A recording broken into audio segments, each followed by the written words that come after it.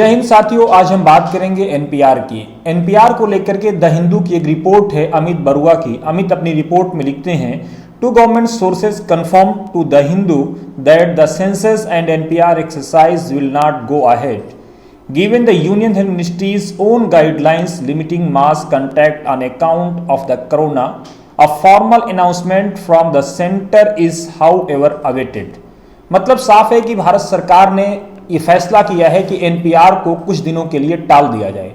कितने दिनों के लिए टाल दिया जाए, अभी इसका फॉर्मल अनाउंसमेंट ऑफिशियल ऐलान होना बाकी है, लेकिन हेल्थ मिनिस्ट्री की जो गाइडलाइन है उसके हिसाब से सरकार का यह फैसला हो चुका है। द हिंदू ने अपनी रिपोर्ट में इस बात का दावा किया है। कोरोना से भारत ग्रस्त है।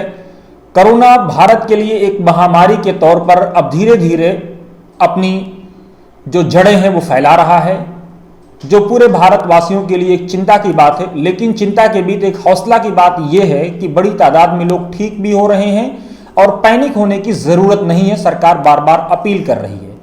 लेकिन इस बीच जो धरना है एनपीआर, सीए और एनआरसी को लेकर के वो जारी है। सरकार कह रही है धरना खत्म करिए। सरकार ने, भारत के प्रधानमंत्री ने रामलीला मैदान में कहा कि एनआरसी पर कोई जिक्र नहीं हुई है और ना ही डिटेंशन सेंटर जो हैं उन पर कोई बातचीत हुई है और भारत में कोई डिटेंशन सेंटर नहीं है। जैसे ही प्रधानमंत्री का भाषण हुआ, सोशल मीडिया के इस युग में लोगों ने अपने पोस्ट कमेंट करने शुरू कर दिए। लोगों ने सवाल किया कि जब एनआरसी पर कोई जिक्र नहीं हुई है, कैबिनेट में एनआरसी पर कोई चर्चा नहीं हुई है, तो फिर राष्ट्रपति के अभिभाषण में एनआरसी का जिक्र कैसे आ गया? क्योंकि जो राष्ट्रपति का अभिभाषण है उसको भारत सरकार का जो कैबिनेट है भारत सरकार की वो लिखती है। जाहिर सी बात है प्रधानमंत्री का दावा सवालों के घेरे में था। डिटेंशन सेंटर में लोगों की जो मौत हुई थी उसको भी पब्लिक लोगों ने करना शुरू कर दिया। असम में बने डिटेंशन सेंटर को लोगों ने दिखाना शुरू कर दिया। उसके लिए जो बजट सैंक्शन हुआ था लोगों ने वो भी दिखाना शुरू कर दिया। लेकिन इस बीच एक और खबर जो आई है जो बहुत चौंकाने वाली है। अभी तक सरकार ये कह रही थी कि एनआरसी पर कोई बातचीत नहीं हुई है, कैबिनेट में कोई चर्चा नहीं हुई है, राष्ट्रपति के अभिभाषण को लेकर के सवाल खड़े होने शुरू हो गए थे। उस बीच भारत के गृह मंत्री ने भी प्रधानमंत्री के दावे को बल देते हुए उस पर खामोशी अख्तियार की, जिससे यह साफ होने लगा कि कहीं ना कहीं सरकार एनआरसी को लेकर के बैकफुट पर जाने को तैयार है।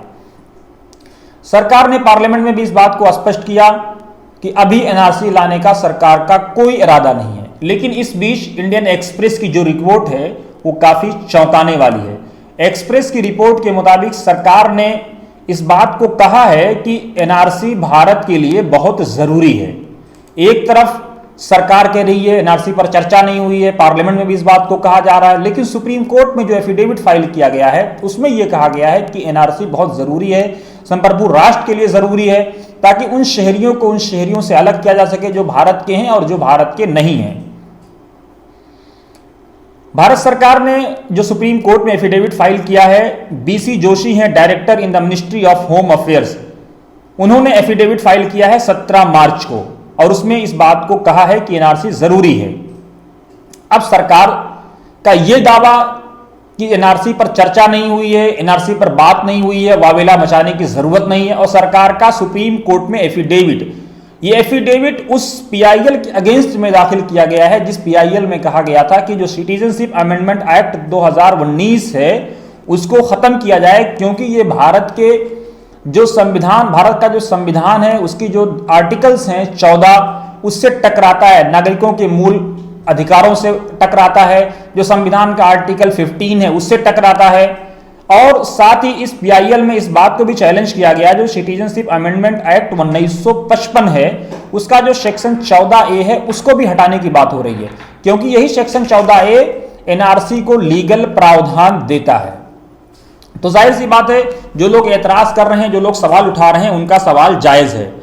और इसके पीछे अभी टाइम्स ऑफ इंडिया की एक रिपोर्ट है परवीन कालिटा की, जो टाइम्स ग्रुप में करस्पॉन्डेंट हैं, वो लिखते हैं, गुवाहाटी के हवाले से उन्होंने रिपोर्ट की है कि union minister of state for home Nityanand Rai told the Lok Sabha this week that the Assam government had been advised to release all non-Muslim from Pakistan and Bangladesh who have been forced to seek shelter in the state before December 31st, 2014। जाहिर सी बात है कि सरकार ने यहां पर CA का कवच लिया है। और जो सरकार अब तक ये कह रही थी कि सीए नागरिकता देने के लिए है, नागरिकता लेने के लिए नहीं है, बाहर के लोगों को नागरिकता देने के लिए है, पाकिस्तान, बांग्लादेश और अफगानिस्तान, यहां अब सरकार फंसती नजर आ रही है। राय ने, नित्यानंद राय जो एमओएस होम है, उन्होंने असम के कांग्रेस के एमपी हैं अब्दुल खालिक, उनके सवाल के जवाब में पार्लियामेंट में ये कहा है, अब आप जो लोग डिटेंशन सेंटर में बंद हैं उनको मजहब की बुनियाद पर भेदभाव आपने करना शुरू कर दिया। आप धर्म के आधार पर भेदभाव कर रहे हैं कि जो नॉन मुस्लिम्स यानी मुसलमानों को छोड़ करके उनको आप डिटेंशन सेंटर से निकाल देंगे और जो मुसलमान हैं उनको आप डिटेंशन सेंटर में बंद कर देंगे। आगे सुनिए क्या कहते हैं। Rai said under the citizenship amendment act 2019 persons covered under this article submit applications for granting of citizenship after appropriate rules are notified by the center. He said the name detention center has been changed to holding center. अब आपने detention centre का नाम भी बदल दिया है। अब आप नाम क्या दे रहे हैं, उसका नाम होल्डिंग सेंटर दे रहे हैं। आगे सुनिए वो क्या कहते हैं। has been changed to holding center, he said, as per information from Assam government 761 यानी 761 detainees were released from these centers in the last 3 years. Replying to a query by Assam Congress MP Abdul Khalik, whether the government has taken any initiative to release those declared foreigners holding Hindu, Sikh, Parsi, Buddhist, Christian and Jain communities releasing in detention camp. Rai on Thursday said no specific information has been issued by the central government regarding the release of such migrants from detention center after enacting the CAA. अब इस खेल को समझिए, एक तरफ ये हो रहा है, दूसरी तरफ आप डिटेंशन सेंटर का नाम बदल रहे हैं और आप ये कह रहे हैं कि आप अपने धरने को खत्म कर दीजिए, धरने को पोस्टपोन करने की आप बात ही नहीं कर रहे हैं। आप कह रहे हैं कि धरना खत्म करिए, धरना असंवैधानिक है। सुप्रीम कोर्ट कह रहा है कि जो लोग धरना दे रहे हैं वो धरना उनका राइट है। इस बात पर बहस हो सकती है, रोड खुलना चाहिए नहीं खुलना चाहिए, सुप्रीम कोर्ट में ये याचिका विचाराधीन है, सुप्रीम कोर्ट इस पर गौर कर रहा है।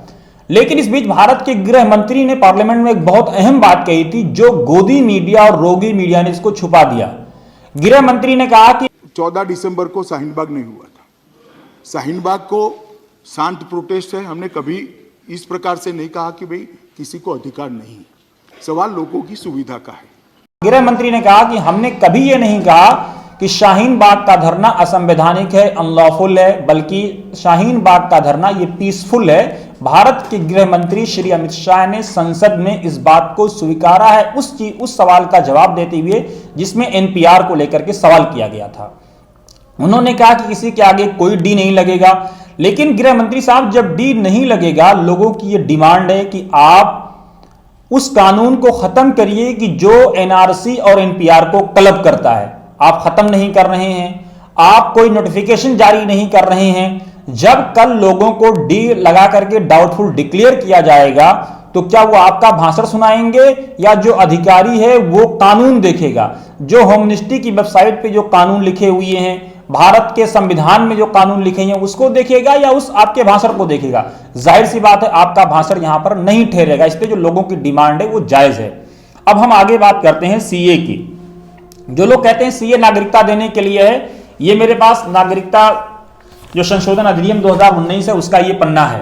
इसमें बहुत साफ लिखा हुआ है 6B1 जो इसका आर्टिकल ये है, सेक्शन है, सेक्शन 6B1 कहता है कि जिन लोगों को नागरिकता दी जाएगी उन पर 3 चीजें अप्लाई होंगी, रिस्ट्रिक्शंस, मैनर और कंडीशन।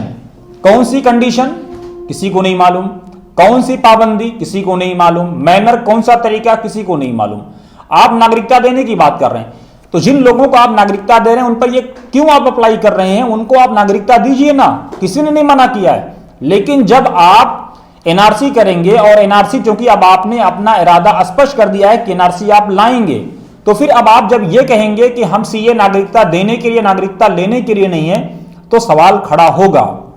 क्योंकि जो नित्यानंद राय है एमओएस होम में, उन्होंने पार्लियामेंट में इस बात को क्लियर कर दिया है कि उनके पास डॉक्यूमेंट हो नहीं हो, अब उनको डिटेंशन सेंटर से रिलीज कर दिया जाए। अब आप ये बताइए कि जो लोग पहले अपना साबित करने में जुटे हुए थे कि वो भारत के नागरिक हैं, उन्होंने उसके लिए सारे ताकत लगा दी। अब उनको झूठ बोला जाएगा, उनको एफिडेविट आप फाइल करवाएंगे, कहेंगे कि आप अपने आप को पाकिस्तानी, बांग्लादेशी या अफगानिस्तानी होने का प्रूफ दो। क्या शेख हसीना आएंगी या इमरान खान आएंगे या अफगानिस्तान के लोग आएंगे? कौन आएगा उनकी नागरिकता का प्रमाण करने? बहुत सारे सवाल हैं, इन सवालों का अभी तक किसी को कोई जवाब नहीं मिला है। आर्टिकल 14 सीधे सीधे उल्लंघन हो रहा है। यहां हिंदू और मुसलमानों की बात ही नहीं है, यहां भारत के संविधान को बचाने की बात हो रही है कि भारत का संविधान रहेगा नहीं रहेगा, क्योंकि अब बहस शुरू हो चुकी है कि भारत के संविधान से सोशलिस्ट शब्द हटाइए, सेकुलरिज्म हटाइए। इस पर हम बाद में बात करेंगे, क्योंकि फैजान मुस्तफा ने इस पर बहुत अच्छी सीरीज की है। अब इस बात को समझिए कि जिन लोगों को आप नागरिकता देंगे उनको कैसे देंगे आप, क्योंकि 2011 का सेंसस है उसमें बहुत साफ है कि 79.38 लाख लोग ऐसे हैं जो अदर कैटेगरी में भारत में रह रहे हैं। अदर कैटेगरी में से जो 84 अन्य वर्ग लोग हैं, 84 अन्य वर्ग के जो लोग हैं, उसमें से सिर्फ पारसी को आपने शामिल किया है, ये सिख, जैन, बौद्ध इस कैटेगरी में। तो बाकी के जो 83 कैटेगरी के लोग हैं उनका क्या होगा? किसी सवाल का कोई जवाब सरकार के पास नहीं है। 28.67 लोग एथीस्ट हैं, जिनका कोई धर्म नहीं है, उनका क्या होगा? कोई जवाब नहीं है। ऐसे बहुत सारे सवालात हैं जिनका भारत सरकार को जवाब देना चाहिए। अब जबकि सरकार ने यह स्पष्ट कर दिया है, सुप्रीम कोर्ट में कहा है, एफिडेविट फाइल किया है कि वो एनआरसी लाएगी, तो अब जाहिर सी बात है एनआरसी आने वाला है। एनपीआर को बहरहाल वक्ती तौर से पोस्टपोन कर दिया गया है, कितने दिनों तक पोस्टपोन होगा कोई पता नहीं है। इसलिए सरकार को चाहिए कि देशवासियों के साथ हाइड एंड सीक का गेम ना खेले, लुका छिपी का ना खेल खेले, क्योंकि भारत के प्रधानमंत्री पर पूरे देशवासियों का विश्वास है। भारत के प्रधानमंत्री ने जो भारत का झंडा पूरी दुनिया में बुलंद करने का दावा किया था और वो कर रहे थे, सऊदी अरब से लेकर के फिलिस्तीन तक सब ने अपने बेस्ट अवार्ड से प्रधानमंत्री को ऑनर किया।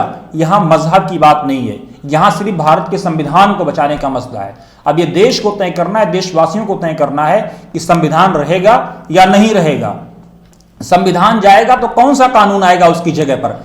दलितों के लिए क्या अधिकार होगा, पीड़ितों के लिए क्या अधिकार होगा, शोषितों के लिए क्या अधिकार होगा, आदिवासियों के लिए क्या अधिकार होगा? क्योंकि ये वो लोग हैं जो अब अपने आप को हिंदू नहीं मान रहे हैं। तो इस तरह से एक बड़ी लड़ाई शुरू हो सकती है, कास्ट की लड़ाई शुरू हो सकती है, क्रीड की लड़ाई शुरू हो सकती है। इसलिए सरकार को चाहिए कि हाइड एंड सीक का गेम ना खेले, एनआरसी पर अपने मत को अभी स्पष्ट करे। सुप्रीम कोर्ट में जो एफिडेविट फाइल किया या तो उसको वापस ले या उस पर देशवासियों को विश्वास में ले। दोस्तों, आप देख रहे थे सीए, एनआरसी और एनपीआर को लेकर के वतन समाचार का स्पेशल एपिसोड। आज के एपिसोड में बस इतना ही। आपको हमारा एपिसोड कैसा लगा अपनी प्रतिक्रिया जरूर दें, लेकिन वतन समाचार को फेसबुक पर शेयर करना, यूट्यूब पर सब्सक्राइब करना ना भूलें, ताकि हम आप हमारा एपिसोड कैसा रहा अपनी राय दें, ताकि हमें हौसला मिले और हम आप तक मजीद वीडियो पहुंचा सकें। जय हिंद, जय भारत, हिंदुस्तान जिंदाबाद।